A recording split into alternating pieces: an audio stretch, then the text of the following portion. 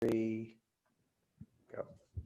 Hello and welcome everybody to this week's edition of Truth to Power here on your community radio station or Forward Radio, WFMP LP Louisville, broadcasting out of the top of the historic Hayburn building here at 4th and Broadway with protests right out the window at 106.5 FM, and we live stream to the world at forwardradio.org. Hey, why don't you take a second to go to forwardradio.org and become a part of this community radio station? This is radio for the people, by the people, and that means the people need to get involved in making media that matters here. We are light on guests on this week's program. For instance, we'd love to have you behind these microphones and joining us in the virtual studio. So go to forwardradio.org, click participate, and maybe you could get behind the microphones either as a guest on a program like this or doing your own weekly show.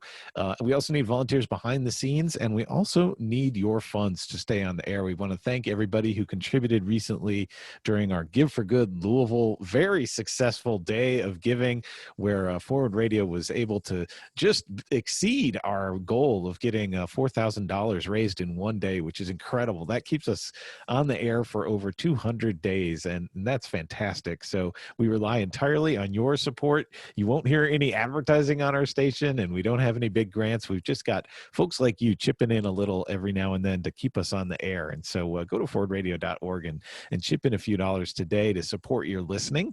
Well, my name is Justin Mog. Joining me in the virtual studio for Truth to Power today is Hart Hagan. He is host of Let's Talk and the Climate Report, and I am host of Sustainability Now.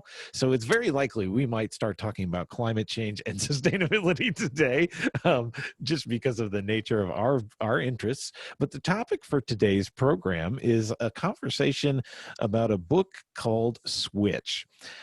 This is actually a #1 New York Times bestseller from way back in 2010, and it's a book subtitled How to Change Things When Change is Hard. It's co-authored by Chip Heath and Dan Heath, and I got turned onto this book by a fellow Forward Radio programmer, Patty Payette, who works at the University of Louisville along with me and has started a little reading circle on campus focused on this book.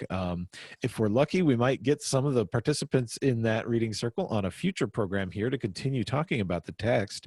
But Hart and I are going to talk about it today because it just seems like such an important time for change, right, Hart? And Right. it certainly seems like the change is not as easy as we'd like it to be. So what do you think some of the main things that just need changing right now that this text might speak to?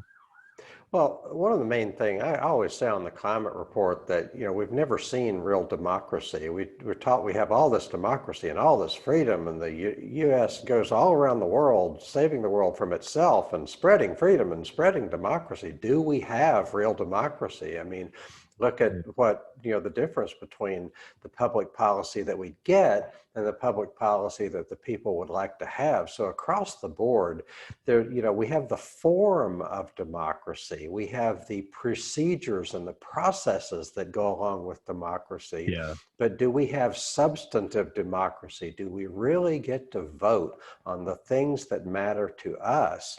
Arguably not. So we need change across the board in nearly everything, that public policy addresses, whether it's we want a lot less war, we want a lot more peace, we don't want all this surveillance, we do want single payer health care. Almost all, in some polls show that a bare majority of Republicans want single payer health care, let alone, something like 80-90% of Democrats want single payer health care. Is that what we get? And then, the protests in the streets are people of color or white people or anybody treated the way you would want to be treated by the people that you elect and pay to do the will of the people? Are we getting what we want? And of course, the protests in the streets are about profound endemic, I don't know if endemic is profound systemic changes that need to occur.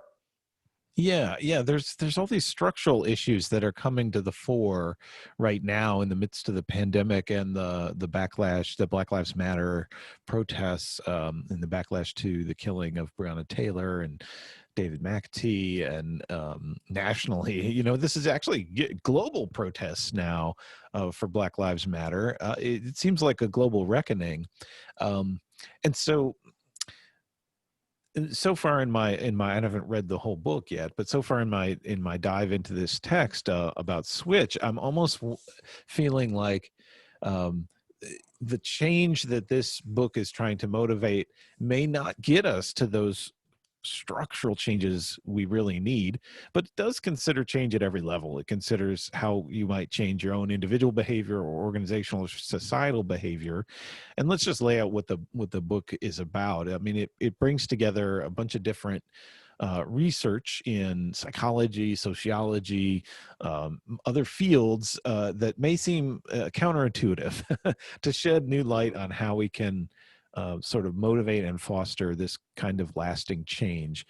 And the pieces I've read so far basically lay it out that there's three main elements to consider when thinking about what motivates a person's behavior.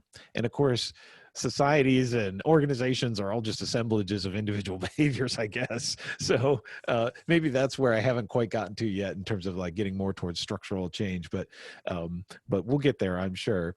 But these three elements are the rider, the elephant on which that person is riding, and the path. And that we can't make change by just trying to change one of those things. So let's talk about what those three things are, basically.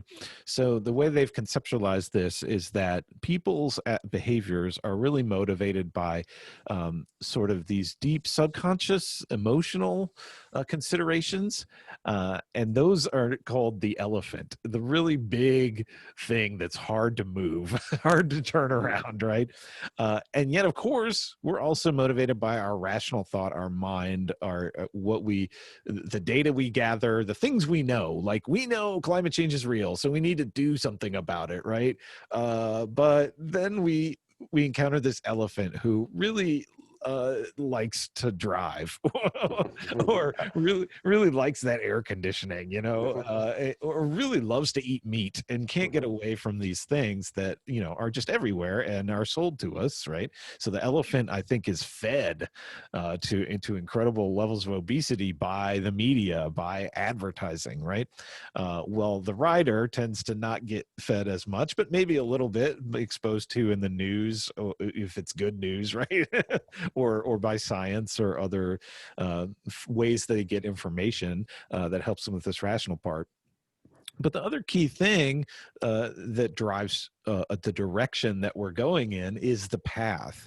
And the book hasn't, as far as I've read yet, hasn't really dived in too deep about the path. I think that's a later part of the text. But the path is how we set up the world in which the elephant and the rider are in. If there's a clear path for the elephant that's laid down for them, that's really going to inform them no matter what their emotions or their rational thinking are, right?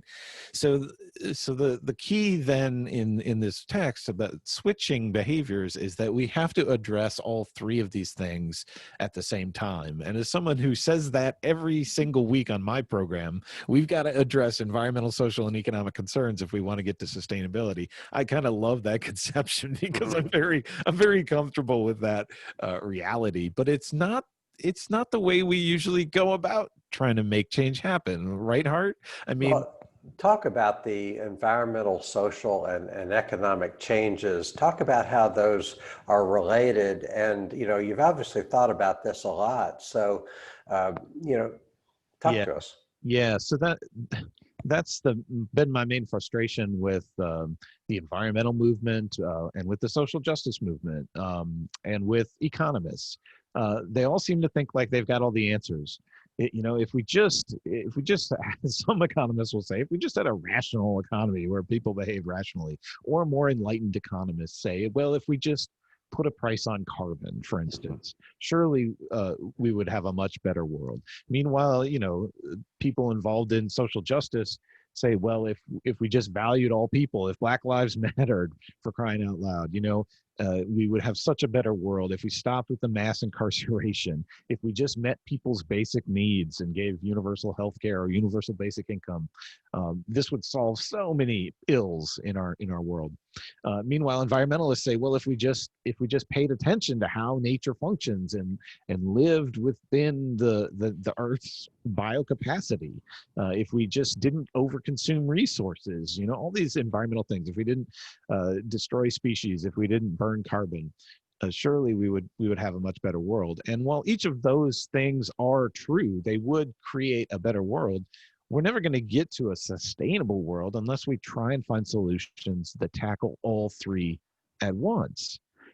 Because we're undoing the work of the one by not focusing on the other. And this is terribly difficult for us as people to do, and it might very well directly tie into this whole rider and elephant question. Okay, I don't so know. Justin, you have a PhD in sustainability. Yes. So there are no doubt things that you have learned in that path that have informed you, and you think, wow, if people just knew this, this, and this. So what are some of the things that people, if people only knew, and let me get you started. To me, it would be great if people really understood how power works. So you have all this concentrated capital that really tends to drive our government and so forth. So there's such a huge disconnect in American culture between rhetoric and reality. We're taught that there's three branches of government, and you go to the polls to vote, and it's not perfect. The checks and balances, and we're fighting for freedom all around the world. And but what you're taught, you're not really taught that you have all this money behind the scenes that's really driving the show, and it has changed a lot even since when I was young. And so anyway, but what are some of the things that you wish people knew? Because in our metaphor, the rider and the elephant and the path, they kind of minimize. They want you to be careful. Don't let the rider overthink things. But the rider has to be informed.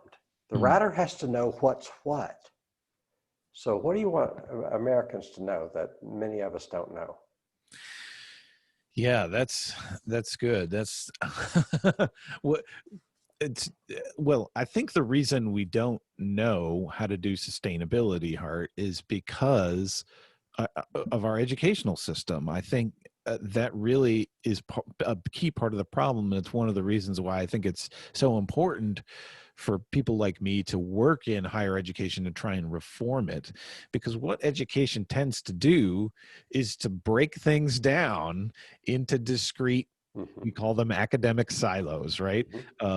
In before you get to college or graduate school, maybe you wouldn't think of them that way, but it still works down to the level of kindergarten. And there are great reasons to do education that way, right? Especially early on. But as we get towards higher education in college and grad school, that is, I think, where the main function should be integrating knowledge. And we are terrible at doing that. Yeah. So we tell students to become really good specialists at something. You have to pick a major, and you probably should concentrate within that major even on something very specific, so that you become the expert on this type of snail or something like that, for an example, right? And I'm not saying we don't need experts on particular types of snails, but not everybody should be that. Because then you've got a whole bunch of riders, nobody working on the elephant, nobody figuring out a path, and definitely nobody figuring out what a solution would work for the rider, the elephant, and the path, right? So it's that failure to integrate all those different parts of knowledge to understand how systems work, which gets back to what you were just saying about how power works, which is power is a system, right? That influences everything in our society and how we function and what we're able to achieve. But it's that that failure to integrate and to think interdisciplinarily, which has caused us to be, I think, in this state where even really well-educated people go through this life of incredible cognitive dissonance, right? Like, so many people I know in higher ed who are concerned about sustainability still operate as if, you know, there is no such thing as climate change, and their goal is to accumulate wealth, and and you know, they may say the right things, and in some sense they may even deeply believe it, but the path is so wrong, and maybe even the elephant hasn't been addressed. We haven't come up with solutions for sustainability that make sense to the elephant, right? That are, you know, the way I put it is sustainability has to be sort of fun and Absolutely, sexy, absolutely, right? It's got to right, be attractive if we right. really want people to adopt it. We It's got to be can't. cool. It's got to be cool. We can't just Yeah. ask people to like sacrifice and suffer for Right, our right. future.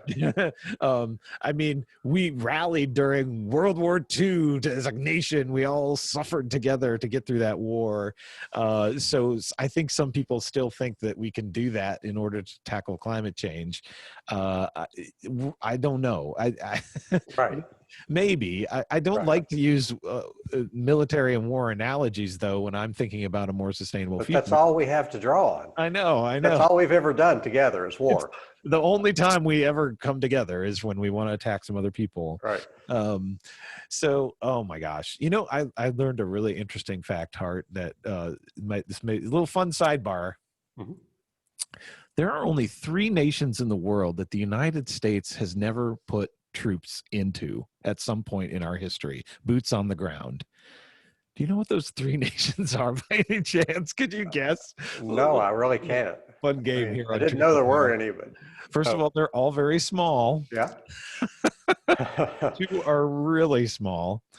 One is Bhutan, the Himalayan nation of Bhutan, which must not have any natural resources that we're interested in exploiting, right? You're right. The They have no natural other, resources. They're not trying to do this pony socialist crap, right. and they're not trying to get off the dollar. Those Yeah. are the 3 things. Yep. And Bhutan actually is the one nation that's tried to measure its progress not by GDP alone, but by gross national happiness. Right. So Imagine that. Here's a country that That's really seems weird. to get it, and we haven't gone in there and mucked it up yet with Yeah. our military Mhm. exploits.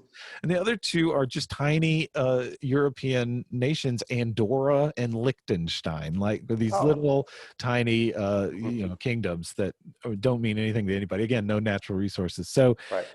imagine that. Every single other country in the world has had U.S. troops on it at some point. We have it says we don't even know as Americans how many Right. military bases we have because some of them are secret, but it's estimated, the estimated number is something like 300 military bases around the world today. And That's if you add up defense. all That's the other defense. nations Yeah. military bases, it's something like 20, you know. So this Right. incredible imbalance, Yeah. but that, you know, that's just a classic sidebar for We're truth to power. defending ourselves. We have to defend ourselves from all these people who want our money. Oh my goodness. And we need all those golf courses and heated swimming pools for the officers. Right. So switch is about how we change this scenario, and how we make lasting change, and it's for people who do not have a lot of power to begin with. So this is not a book about how you become a corporate tycoon and you're able to switch because you control all the wealth and power, but this is about, you know, how everyday people might be able to be more effective at changing the behaviors of those themselves and those around them. And so I think it's really helpful for us, as we all know we're involved in a world that isn't the right path, right? So the path we know is really screwed up for us. It's taking us off the cliff, right? Whether it's financial collapse, whether it's pandemic, whether it's global climate change, this path is really screwed up. So that's a harder one to fix, but we have to lay out a path for people, I think, that shows them a way forward towards a sustainable future, without these disasters, a future of more resilience. but we also need to address the rider and the elephant at the same time. So that's what we're talking about today here on Truth to Power. Let me just remind listeners that you're tuned into Forward Radio, WFMP LP Louisville, with me, Justin Mog, and Hart Hagan, your usual co-hosts here on Truth to Power. We're doing a little book club of the air. Perhaps we'll do some future shows on this text as well. It's from 2010. It's called Switch: How to Change Things When Change is Hard, by Chip Heath and Dan Heath. Hart, do you want to share the little bit of the book that talks about an experiment involving bad popcorn? Oh, yeah. So the book starts off with popcorn. And it's like they're going to have an experiment and they're going to see under what circumstances do people eat more popcorn and under what circumstances do people eat less popcorn, on the theory that maybe some of us could eat a little bit less, but what makes people eat more popcorn versus what? Right. And this is not good popcorn. So they make they make popcorn really bad. They pop this popcorn and then they let it sit for 5 days. I mean, this is rubbery popcorn. Yeah. And they give moviegoers popcorn. Some of the popcorn is in relatively large container. Some of the popcorn is in a relatively small container, and they do this with people at all different kinds of movies, all different locations, and they find that there is one variable that determines how much popcorn people eat, and it is whether they have a large or a small container of popcorn. The people who had a large container of popcorn ate more, and the people who had a small container of popcorn ate less. So what they decided is that, here's a problem to solve. How can people eat less? And what they concluded was that it's not a people problem. It's not about shaming people. You should eat less popcorn, or you know what that's doing to your arteries. It's like, let's talk blood pressure. Let's take your blood pressure before and after. None of that. It's whether you have. So they figured that they have a situation problem, not a people problem, and there's no complicated solution. It's just, okay, smaller container of popcorn. So, meanwhile, in the United States, you can get like a 44 ounces of Coke and probably get free refills. I mean, let's give people lots and lots and lots of Coke. And, bigger servings. I mean, when I was a kid, you had Snickers bars that were regular size. Now, huge. And it's like, okay, those things, those Hershey bars that are like 40 ounces, they existed, but it was a novelty. Now you go in Walgreens and it's like, how many different flavors of the very large Hershey bars could you possibly want? I mean, almonds and white chocolate with Oreos, just every conceivable kind of very large candy bar. I know. I'll tell you, one of the biggest culture shocks for me after living abroad in the Peace Corps for 3 years and 3 months in Paraguay, one of the biggest shocks to me was coming back and seeing the size, quantity of products, but also just the grocery store shelves themselves. It was just an assault of options that do not exist in most of the world, right? Mm-hmm, mm-hmm. And what does this do to us mentally when we're just faced with way too many options? And that's kind of the like classic American problem right now, and none of them seem to make us happy, or but they're all like screaming at us to buy. And I guess that's part of what's screwed up about the path. But it's also appealing to the elephant, and maybe even in some cases trying to use marketing to appeal to the rider too, and be rational, like this product is really low fat or something like that, 10% lower fat than the others. But this is kind of meaningless in reality, but it's a marketing tool to appeal to the rider. And there's all kinds of examples like that. Maybe it's even about something like eco-friendliness of the product, with dubious claims about that you can't really verify. Well, If you will, okay, so we're on Forward Radio, and this is community, listener-supported radio.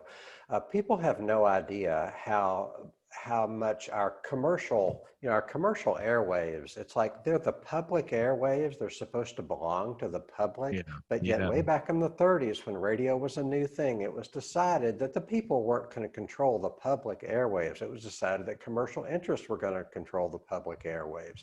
So they use all the public airwaves for virtually free, and it's designed to, it's just by the systemic nature of it. It's like more buy cars, buy cars, buy cars, McDonald's, they're just pushing product and pushing products and pushing products. So when we want to make change, we have this model that says there's the rider, and there's the thinker, and then there's the elephant that has all the strength and emotion, and then there's the path. Well, each one of us as riders need to know that the systems that are designed to deliver us information are not giving us unbiased information. They're giving us, on the whole, they're giving us a lot of information that is suitable to the people that own the airwaves, and is suitable to the people that sponsor what's on the airwaves.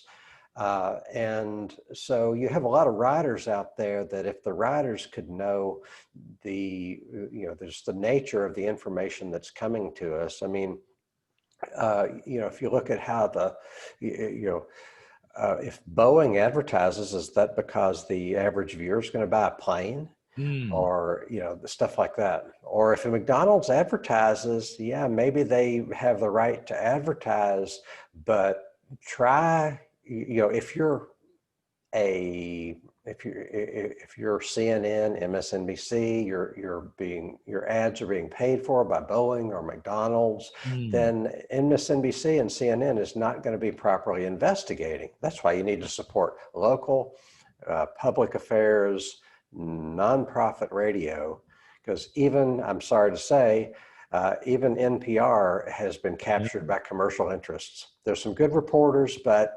there's a reason why they have those advertised. There's a reason why Ronald Reagan decided that we're going to advertise more on public radio and so forth.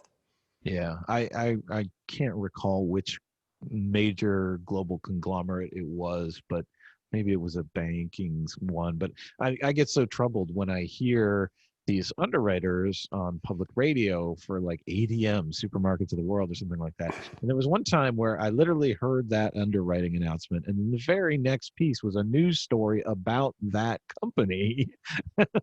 And Right. it wasn't entirely uncritical of the company, but I had to wonder, Oh, yeah. really, are you free to say whatever you want, or is this all part of a larger agenda, a corporate agenda?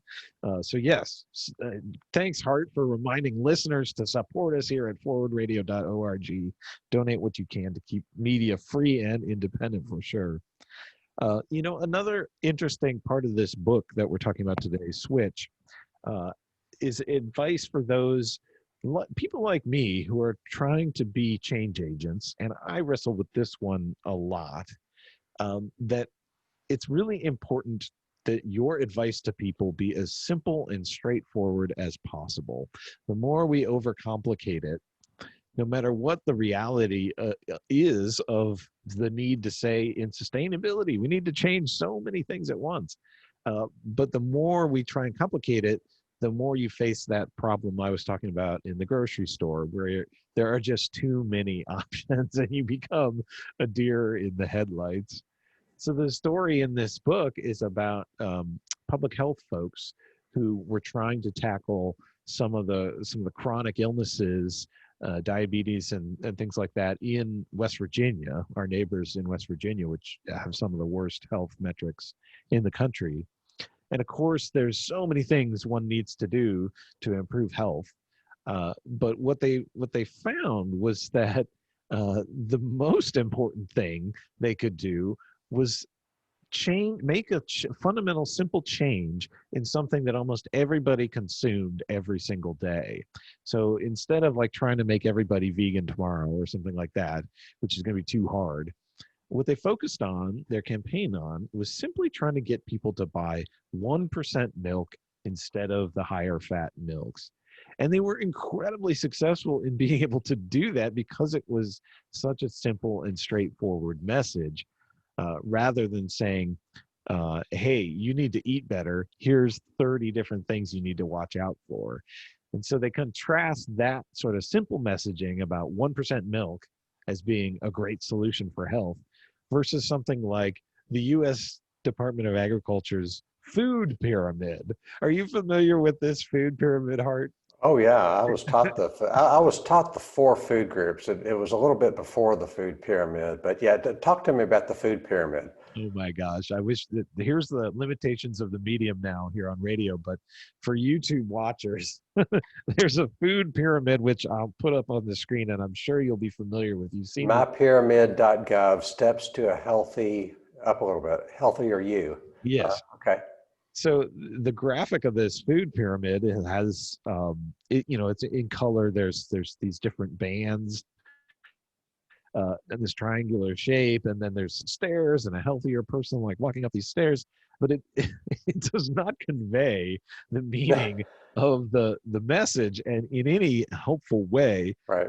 It's supposed to specify the types and quantities of food that make up a healthy diet, but it's the perfect example of how not to change people's behaviors. So start with the pyramid shape. The pyramid signifies a hierarchy, right? Yet no hierarchy is evident in the food pyramid. The first version of it displayed rows of food, one row on top of the next with grains at the bottom and oils at the top. Some people interpreted this arrangement to mean that oils were superior and the most important food group, right? All right. The revised version abandoned that construct for these vertical-ish strikes of color intend to eliminate any implied ranking. What this means is that the pyramid structure itself has no meaning whatsoever. So it might as well be the food rhombus or the food booster. So the meaning is almost completely opaque. What do those streaks mean?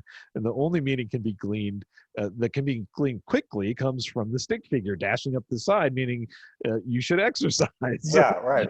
But the answers to more meaningful questions, how much, how often, what kind, aren't as easy to infer. And so there's all kinds of ambiguity in this food pyramid, and that's what makes it a useless tool for trying to actually change behavior.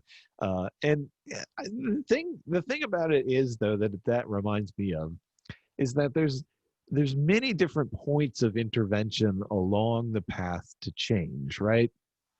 If we want, especially something big and complex like sustainability, you think about this sort of spectrum of like people who will never change, the sort of people who are just kind of comfortable where they are, maybe need more information, those kinds of people, to people who are like more of the reluctant adopters, but once something becomes fashionable, they'll keep up with the Joneses. And then and then there's Justin Mog. Right. And then at the further end, you have like the early adopters of the more sustainable approach and the more radical people who will go way out of their way to try and be more sustainable. And so the challenge for a person like me who's working with a very diverse community of people, even just within the University of Louisville, you've got everything from like, custodians with no education to freshmen who are just coming in to, presidents and all kinds of people with PhDs and all that, right? And I have to work with all of them and figure out messaging that works for all of them. And there is no like silver bullet there. There's no one food pyramid or 1% milk campaign that really makes sense for everybody, because people are at different knowledge levels, but they're also in different places in life and different points on that spectrum of willingness to change. And so I think a good, a really functional campaign of trying to change these behaviors has to be diverse. It can't be one size fits all. But I know I fall down that trap of overcomplicating things. Is this happened to you, Hart? Oh, absolutely. So be thinking, I want you to, I know you can give an example of a time when you have, crafted a simple message. I have one that I haven't done yet, but it occurred to me when I was listening to this book. So they have this example of, instead of talking about high fat, low fat, et cetera, they said, we want you to buy more 1% milk. And so more people ended up buying more low fat milk, and there were measurable positive differences in health scores. And so one thing I thought of, so I'm president of Wild Ones, which is a native plant society. Oh yeah. So I've known for a while, and I've adopted the philosophy of Doug Tallamy, who has taught people which trees and plants are the best for caterpillars. And there are reasons why caterpillars are an excellent indicator as to what you're doing for an entire ecosystem, because they feed birds and Yeah. they become butterflies, and a lot of reasons why caterpillars are. So a lot of increasing numbers of people have gotten this message through Doug Tallamy, and some of them through me. But I still tend to be a little bit too abstract about it. But I think I'll have a campaign on oaks. Oaks are number one. This oaks support more caterpillars than if you rank them. Like over Right? 400 species of caterpillars are supported by native oaks. Yeah, and then Huh. other ones in the top 5 include plums and cherries are number 2. Willows, native willows are number 3, birch is number 4, and maple is number 5, so long as it's native. So there are increasing number of people who kind of, and every now and then somebody, I've ranked the whole top 100 in Jefferson County. Wow. But oaks are an incredibly powerful species nationwide. At 84% of the counties, we now know this as of the last 5 years because of Dr. Tallamy's work, but they've compiled all this data. And now we can type in your zip code, and you can know county by county by county, what can you plant that is the most helpful in your county for caterpillars, and that tends to support and just be great for eco. So I'm just going to have an oaks campaign real soon. I'm going to. We have this Facebook group, and it's like I'm just going to talk about oaks for a week or a month, Yeah. something like that. Just really drive it home Huh. that oaks are number one. And mark my word, people will get that. They'll take in that information. Oh yeah. And then they'll be saying, oh, oaks are good for pollinators. Well, you're on the right track, but it's not quite pollinators. It's caterpillars. Some caterpillars become pollinators, but most bees, most pollination happens because of bees, even though butterflies and flies and wasps and beetles can also be pollinators. People can be pollinators, wind can be pollinators. But just for people to know, oak is number one. They don't all have to know why it's number one or exactly number one at what, but if Yeah. they know oak is number one. I like that. Yeah. Do they need to know which kind of oak? Does that matter? It has to be a native. Now, Yeah. each one of these is a genus. A genus is a group of species. So it has to be, there are Italian oaks and German oaks. I've never consciously laid eyes on a non-native oak, but maple is a different story. You have Norway maples are bad ecologically. So Norway maple is non-native, it's invasive, it's bad. It's kind of hard to tell the difference. Only What does it look recently. like? What does it look like? The leaf looks very much like a sugar maple. Okay. It's kind of hard to describe. The best I can describe a Norway maple is the leaves are kind of bunched together. Like 30 leaves will be bunched together like that. It casts heavy shade. That's one of the reasons it's invasive. It casts heavy shade. But so that's a non-native maple, but you need a sugar maple or a water maple, a native maple. And then, like I mentioned, willows being number 3. So willow, not a weeping willow, which is non-native, but your native willows include prairie willow, Missouri willow, black willow, pussy willow. You have these native willows that rank very high. So it has to be a native species within the genus. But I've never encountered a non-native oak knowingly. Maybe I will someday, but it's good that you don't have those. But see, an oak does it's like some people are pushing ginkgos, and I'm saying, no. I mean, if we have a ginkgo here, a ginkgo there, fine, whatever. But oak will do everything a ginkgo do. Sugar maple will do it, and then some. Sugar maple will do everything a ginkgo will do, and then some. Sycamores are good. So, but anyway, that's what came to mind as far as a simple Right. message that's not too complicated. Yeah. It's simple. It's concise. Three letters. Oak. O-A-K. Oak. If you don't learn anything else, remember oak. Organic Association of Kentucky. Right. That Make a too. real That too. comfort food. If there's Well, some I heard confusion, something on that's the okay. yeah, I heard something on the BBC recently too about a new study about maples actually, and loss of a lot of maple species are now Mhm. highly threatened because of Mhm. climate change. Right? Did Mhm. you hear this news too? Heard something about Yeah, that. yeah. I wish I had the details in front of me, Yeah. but pretty disturbing. Mhm. No, yeah. I mean, that's a great example of the keep it stupid, keep it simple, stupid principle, right? Don't keep Yeah. it stupid, but keep Keep it it stupid simple. simple. When we're trying to do our messaging, and what we're talking about today here on Truth to Power is switch, how to change things when change are hard. It's actually a #1 New York Times bestseller from 2010 by Chip Heath and Dan Heath. And we're doing a little book club of the air with me, Justin Mog, and Hart Hagan here on Forward. Everybody else is protesting. We're derelict. I know, I know. I was very, it's hard to come in from the streets myself Right. and from the garden today, but we're having a conversation about this text because we know that so much change is needed right now, and it can be overwhelming when you're someone trying to encourage change within your own life or within other people's lives or within your organization or your church or whatever. It can be really hard to try and understand how to create change. And so this book in a useful way, I think, breaks down that process into some real key principles to keep in mind. And just again, the reminder for it for listeners is that you've got to address the path that we're on, the elephant that we're riding on, which is the emotional and subconscious drivers, and then the rational rider and the data they get and the information they get. But uh, you were going to ask about how I try and keep it simple too.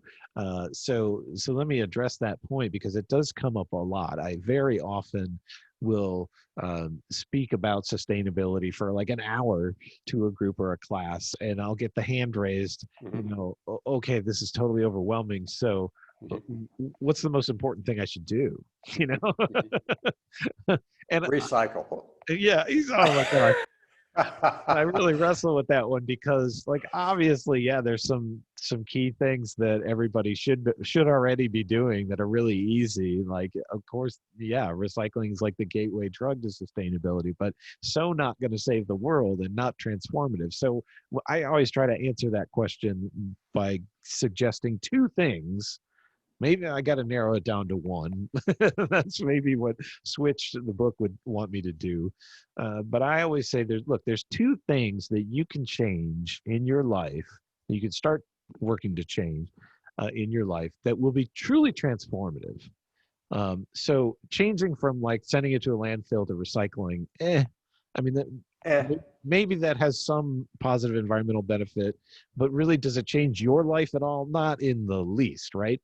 And doing something great like putting solar panels on the roof of your house, like wonderful. If you can get off fossil fuels, that's a huge step, right? But does it really change your life? I mean, do you think differently? Do you behave differently?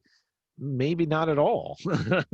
Hopefully, if you're producing your own power and you're paying attention to that, you're trying to live within your means a little more. But who knows? I mean, someone could just slap some solar panels on their roof and go on living a very unsustainable lifestyle, right? So, and it's a big investment, and you have to be a property owner to begin with. So this is not like don't something. get me started. Like lithium, where do we get our lithium? Where do we get our coltan? Yeah.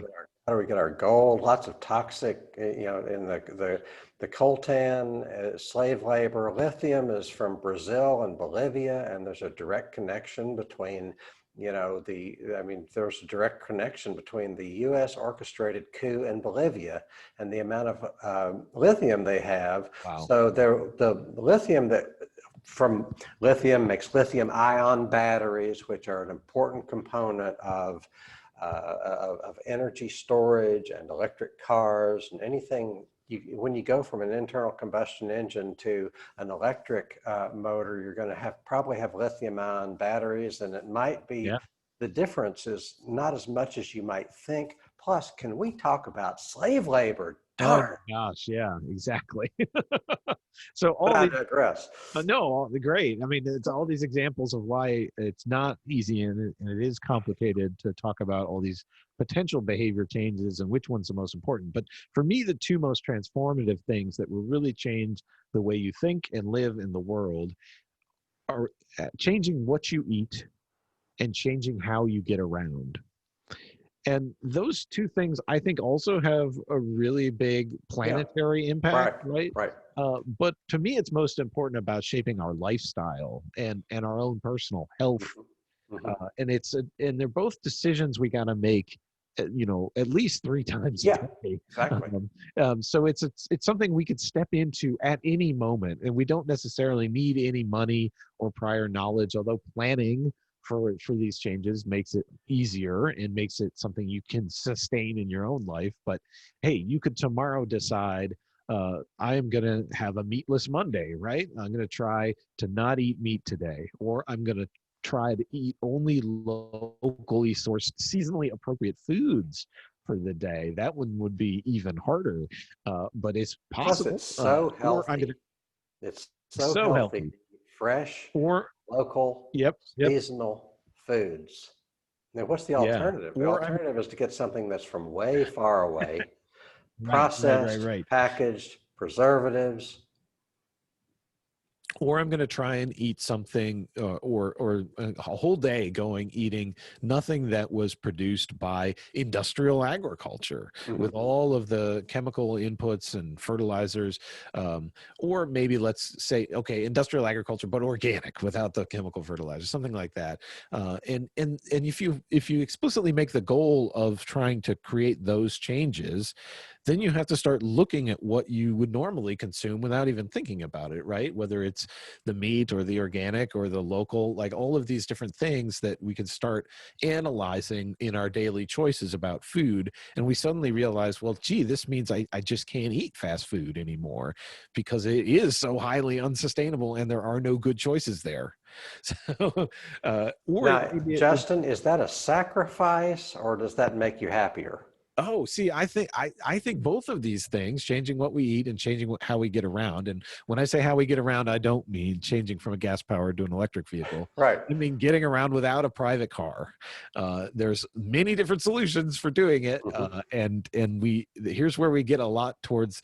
We got to fix the path, right? We got to appeal not just to the elephant and the rider, but we have to have a path that works for people. So when you have a city that's built entirely for cars and there's no safe or pleasant ways to get there on a bicycle or on a bus or walking, right? Or if we have a really sprawling city like we have in Louisville, it's very difficult, no matter what we tell the elephant and no matter what we tell the rider, to convince people to give up their cars. But man, if you freeze your keys in a block of ice for a week, this is a great challenge. Don't do it at like the worst weather time of year and don't do it without any planning. But hey, say I'm going to freeze my keys for a week. That means if I really need my car for some particular reason, I can break that block of Yeah, ice, right. but it won't be like I'll just grab my keys and go and do Mhm. my normal thing, right? I actually have to think about, is this trip worth it? Or is this trip something I can do in a trip chain or do some other part of the day? Or can I get there without a car? And maybe I'll actually have more fun doing it. It might take a little longer. I might have to go a different route. I might have to carpool with somebody and meet somebody new, or I might have to get on a bus with a bunch of people who don't share my race, like, oh my goodness. So Heaven forbid. all of these things come up with the simple act of just not getting in your car every time you want to go somewhere. And it helps you see your environment in a whole new way, right?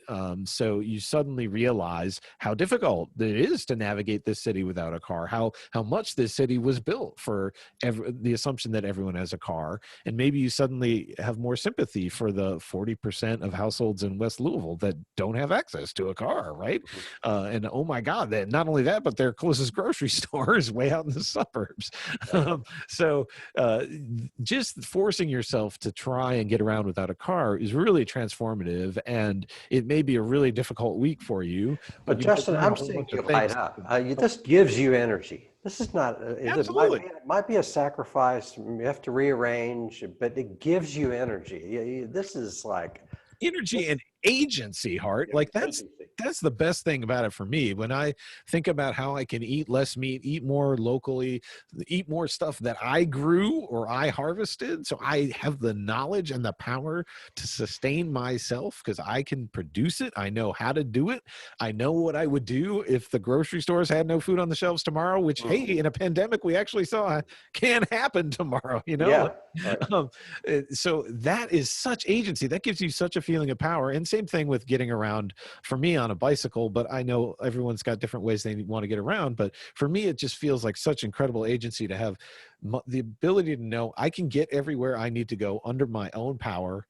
And when I arrive, I will not feel road rage. I will feel road joy. Yeah. There's nothing more joyful to me than rolling around on two wheels. I feel like a kid again every time I do it, right? And I'm going to feel energized, like you said. Plus And that little bit of exercise that you get each time you do it, it so adds up yeah, it as totally does. opposed to the sedentary process of being in a car, And I think these two things, trying to eat a vegan diet and things that are fresh and locally appropriate and seasonally appropriate, plus the exercise I get with not using a car in Louisville, but always biking everywhere I need to go. I think that is one of the reasons why I come at this work with such a positive attitude. People ask me this all the time, like, you work in sustainability. It's so depressing. Like right. we are so clearly screwing this up in so many ways. Like, how do you sustain yourself in this work? I get that question a lot. And for me, I've never struggled with it because I just feel healthy, right? Right. Like that basic like health of the body is so important. Being exercising and eating well and then sleeping well because of those two things like make you so much more effective and happy in general. But it also gets back to that whole agency thing, that fact that I feel some control, because I think most folks feel completely out of control. Like they certainly feel like they have no way to control this climate change issue or social justice issues, but I also feel like people don't really understand what would make them happy because they're pursuing all these things that science has proven doesn't make us happy. Well, I'm thinking of a couple of friends of ours that, when they describe, well, two examples. One is Jackie Green, who talks about how, it's fun to be on a bike and go from place to place. And I've done that in the past and Yeah. do some of that. It's just, the way he described it made an Yeah. impression on me that he has fun doing it. Exactly. And then Steve Bartlett, he does do some biking for Yep. transportation. Oh yeah. And also he does a fair amount of gardening. Yeah. Half of his job is farm workers, and he does some gardening and working. And if you do enough for yourself in terms of transportation and food, gardening and stuff like that, then you get some of that exercise that most people have to go to the gym. You pay the gym, and nothing wrong with that, but it's so compartmentalized. Yeah. And it would be great if we could have lifestyles where our food preparation and our transportation give us some exercise and health in the process of our daily life. Yeah. Yeah. And that how do we get to that place? Well, to me, that has a lot to do with the path. I always keep coming back to, like, what is the world we've set up for ourselves? Mm-hmm. And if the path is like full of billboards trying to sell us an unsustainable lifestyle that is not going to make us happy, Mm-hmm. whether it's a McMansion in the suburbs, or a high fat, high sugar diet, or fast fashion, right? Like all of these things that we're told every day oh man, every time I happen to be exposed to some advertising, like in the gym, speaking of the gym, that's one of the few places I see it. I can't believe what I'm seeing. Every Oh yeah, time I'm like, really? It's all about trying to sell you yeah. cars, Every now and then when I fast go, food. yeah, all right. And so that marketing, that if the path is filled with these kinds of billboards, how can we ever expect But that's the free to market, motivate the Justin. elephant or the rider? I'm sorry. That's the free market. It is, and it's part of the problem. There's no money behind a more sustainable, less consumer intensive lifestyle. And so to me, that means we actually have to do structural change and figure out what's going to make people happy and sustained. And it's a less capitalistic and more cooperative, socialist, if you want to call it, a lifestyle, which is the path that we need to start. So how do we make that happen? What's the simple, concise path to that? Yeah, I know. I think it's about people power. And so, maybe that's a good note to end on here as we think about what's happening in our streets now, over 120 days constant protests since we first learned about Breonna Taylor, and it's really showing us the power of collective action, even in some cases fairly disorganized maybe at the beginning, but as you're saying, like, we're learning a lot as activists about how to do this well, how to be more effective change agents in the streets even. And maybe they didn't read this book Switch, but I see that people are being better about motivating the elephant and the rider Hmm. in seeking social change, like speaking from a very emotional level, like just the basic level of, imagine you're the mother of someone shot by the police, no matter what your color is, right? Like, that's going to be so impactful.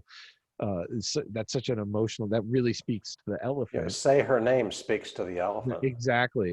Like, these are people too, right? And that's so important. But we're not just doing that. I think people are also speaking to the rational elephant with messages like, defund the police, y'all. Like, what is this insanity of putting all this money into policing to protect property? Meanwhile, people all around our city and our nation are suffering. Hmm. And so I like that I'm seeing both of those issues being addressed. And to me, that means that these lessons from this book Switch are actually translating to some activism today. But it's a long road, and it's not easy to switch. Like the book says, how to change things when change is hard. And there are a lot of entrenched interests that want to keep things the way they are because it's profitable for a few. And it's scary for a lot of people. Change is scary for a lot of people. They don't know what they might have to give up, and some will certainly, be willing to come down to these protests to counter protest with their weapons because they're so afraid of possibly losing whatever scrap of power they feel they hold or privilege they hold as a white person in America. But I've never seen it that way. I don't feel like it's a zero-sum game. In fact, I feel like racism is horrible for white people in Oh, it America. is. It is. Absolutely. Well, that might be a pretty good note to end on. We're running out of time here on Truth to Power. You've been listening to an intimate book club with me, Justin Mog, and Hart Hagan. He's host of The Climate Report and Let's Talk at 7 p.m. every day on this radio station. Anything you want to plug coming up on The Climate Report? Well, I want to hear what's new on sustainability now. I would love to tell you, Hart, we are going to launch a new series of interviews. I'm going to do at least 3, maybe more, with returned Peace Corps volunteers like myself. We're going to start out in the 60s, talking to some, and these are all Kentucky returned Peace Corps volunteers, talking to some folks who served in, I believe, 1964 in Liberia.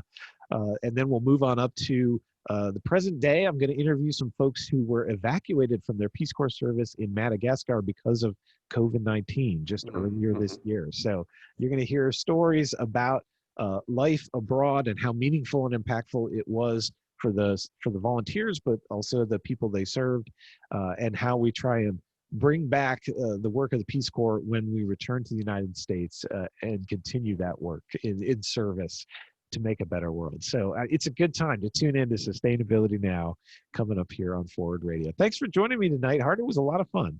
Thank you, Justin. All right. Stay tuned, everybody. Lots of great stuff coming up on Forward Radio, and Truth to Power will be back in your ears in 1 week's time. Stay well. Okay, bye now. Good job, man. That was nice. Yeah, it was.